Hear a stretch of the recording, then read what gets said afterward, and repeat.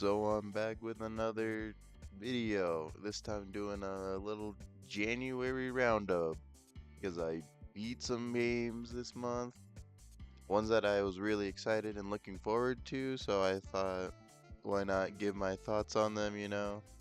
They gotta make a video at some point again, so this is what we got. Alright, let's get it. Alright, I'm like 7 years late to the party, but I've been an Xbox person, man, and it hurt me so bad watching that first trailer where you see Spider-Man stop the crane from destroying that one part of the city, and then that PS logo shows up, and but that was then. We're in the year and now, baby, and I beat that game. I loved it, but here are some more thoughts. So, I don't really like this Spider-Man, and I don't know why.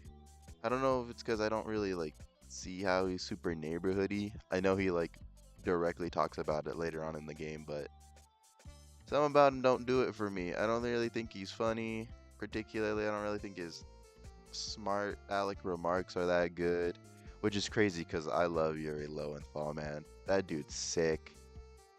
But yeah, this specific Spider-Man just not my Spider-Man, and that's just a personal thing. No actual like criticism. It's just a preference, but yeah. But what about the actual game? And the easiest thing for me to talk about first up is the swinging. I love swinging in this game. It reminds me of like Ultimate Spider-Man when I played it as a kid, but like this time it's actually like really good and not like locked with like symmetrical buildings and whatnot. I love web zipping through little like bars underneath a water tower, contorting my body. I think that shit's so cool. But going on to another core part of the game, which is combat, it's cool, it's fine. I know it's Arkham inspired, and I don't really have any experience with those games. So like seeing that the combat would be adjacent to it didn't really like hook me. That's not what I cared about. I want to do like Spider-Man stuff in the Spider-Man games, if that makes sense. Like doing stealthy takedowns in Shattered Dimensions, or the equivalent to those in this game, or webbing people to walls with the impact web or web mines. Like fighting, and then when I did have to fight, I love just webbing people up and throwing them. That's what I do, baby. But Spider-Man ain't the only people you play in this game, because there's two more. The MJ and Miles segments, and I don't really like stealth games. That being said, they're not bad. I don't think they're like ruining the game by existing within them. I kind of see like that they're a little nice piece of change from the Spider-Man stuff, but yeah, it's kind of crazy that you aren't playing Spider-Man ever like all the time in a Spider-Man game. But that being said, I kind of fuck with the MJ segments, especially at the end when you and Spider-Man are a tandem and like you're just alley-ooping people for him to take down. I don't. I think that part's really cool. Maybe not the segments before it, but hey, man, I think it works well. And I do apologize for not being like super descript, but this game's old. It's been reviewed to hell and back, been glazed so much, and I don't really think I gotta do that. Also, I just like want to talk about my personal thoughts on it, which brings me to this is not a diss, I swear, but this game just like reminded me of Ultimate Spider-Man in the time I played that as a kid, and like invoked the same emotions and feelings, and that's a good thing. Like that amazement, that wonder, the joy and whimsy. You gave it back to me all over again, and I was happy that it did that.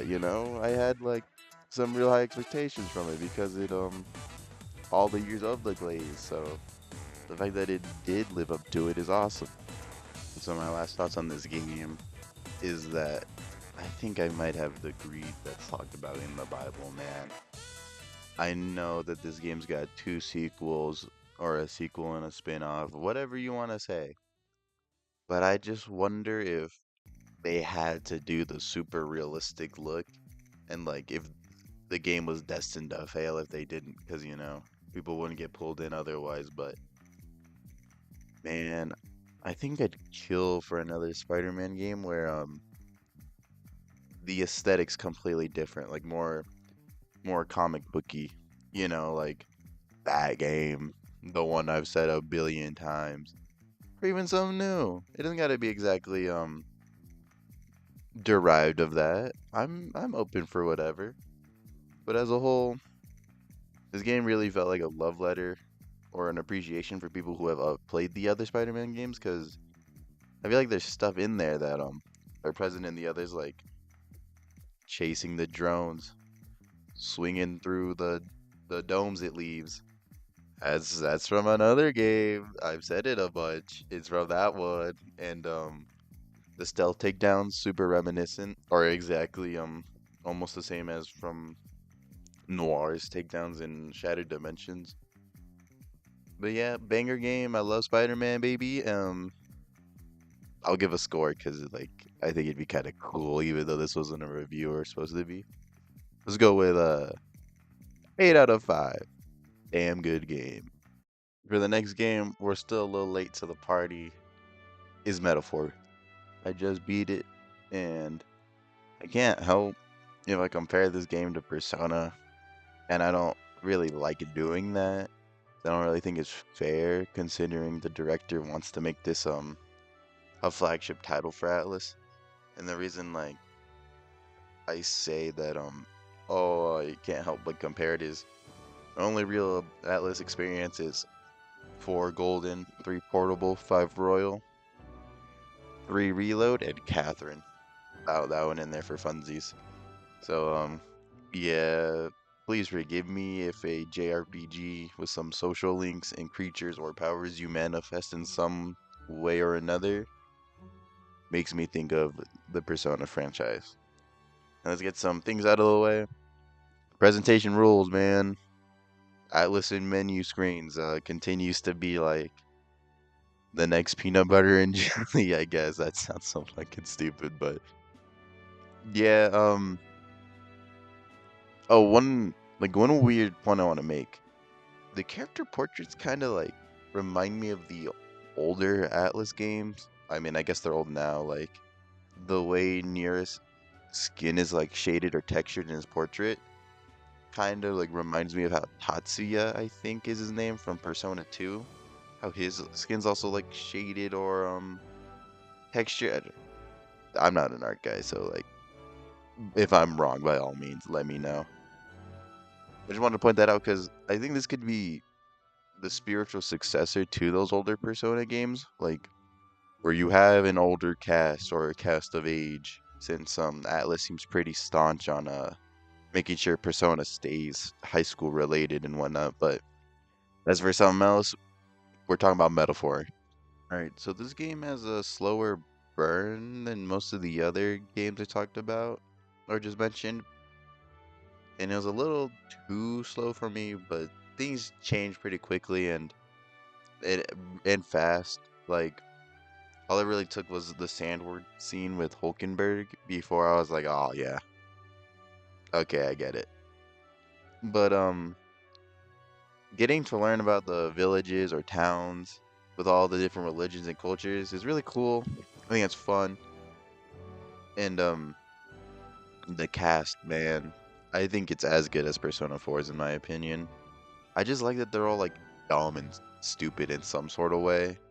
And that game and this one I have like this weird thing where I like them as a unit, as like a whole, where they get to bounce off of each other more than any one person.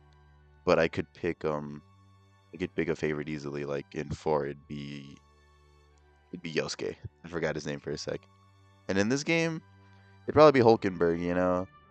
There's a big old tall woman with some big old bangs who can eat. Oh baby, Yoda. Yeah, so I foolishly like wrote that.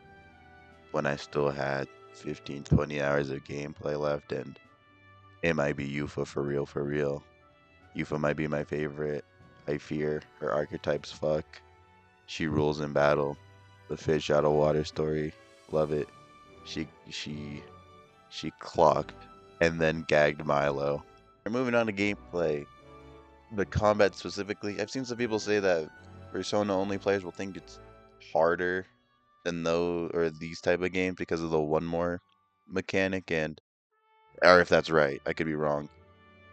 But I don't think that's true, or like not the way I describe it.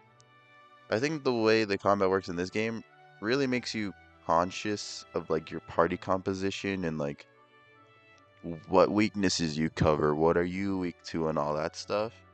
Like making you think about that rather than like let me go make a persona that like fixes whatever and I can just use whoever.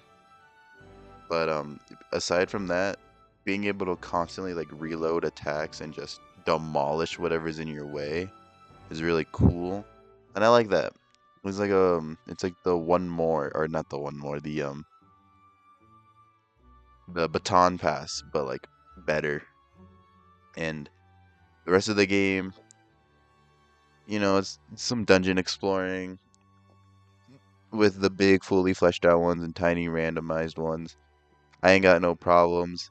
They run a little long though, I guess. Or I never found a way to like efficiently do it as much as I'd like. So I couldn't really go back to like clearing them out in one day.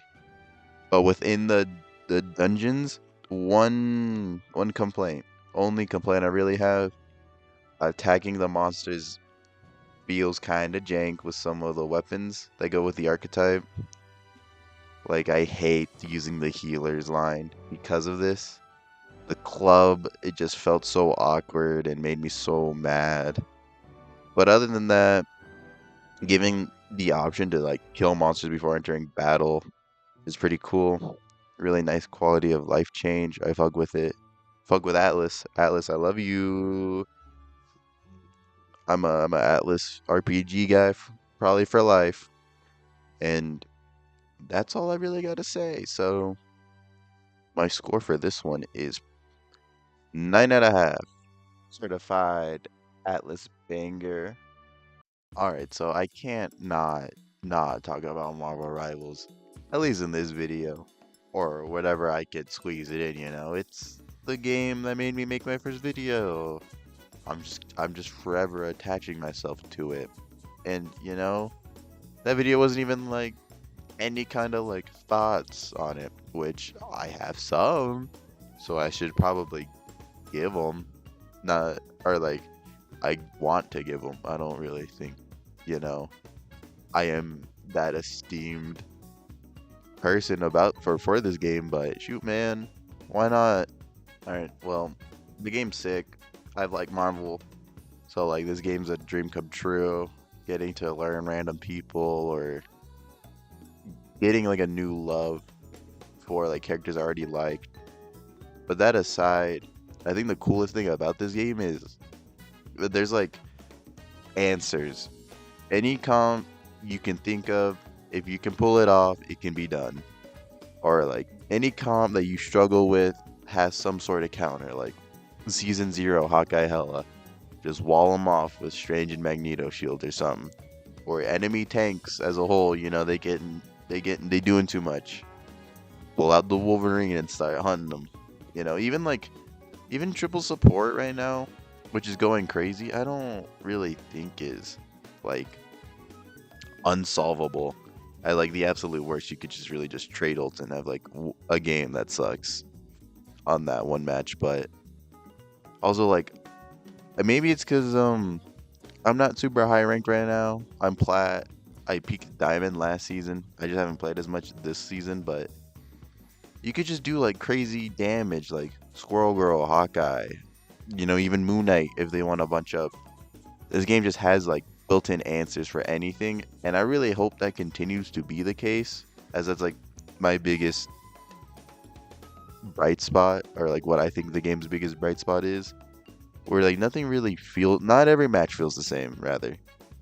And that's a good thing, keeping things fresh. Anyway, the two newest and biggest additions, I've been Reed and Sue. And here's a quick rundown on Reed, because Reed's not my guy, man. I suck with him. I don't think he's horrible or unusable. He just he just don't make sense in my brain playing him. I can't do nothing with him. But Sue on the other hand, that's my girl, man. By the time I'm doing all this, she's my most played ranked character. I switched off Mantis to her this season, and that's because she's cool. Like, her kit is cool, rather. Forgive me. Who cares if the primary, like, is balls and sucks? The yank and push is, like, that's so satisfying to do, shoving people off maps or, like, pulling people in. The vortex, getting the most out of your shield is fun. Besides the ult, which is my big problem with her. And it's not that it sucks. It's that it's another giant area of insane healing got added, and I don't got some. And that's like those gotta chill out, or like the other support's gotta be buffed. That is like the big problem. Along with that, my only other real complaints are like the character decisions. I think Reed should have been support, and Johnny still should have been DPS. With Sue and Ben, they really should have been tanks. And then there's like the lead characters where Nightcrawler made it in, and baby, I'm on top of the moon. I'm feeling myself. When he comes out in like 6 seasons from now, but like the rest of that 97 team got leaked, and like they're all duelists except for Rogue being support. And it's like, be so for real right now. Gambit, Jubilee, Nightcrawler, any of them, they could be support. Let Rogue be a tank. But like I said, those characters are far from being put in this game, so things can change. I hope they would. That's all I really wanted to say for Rivals.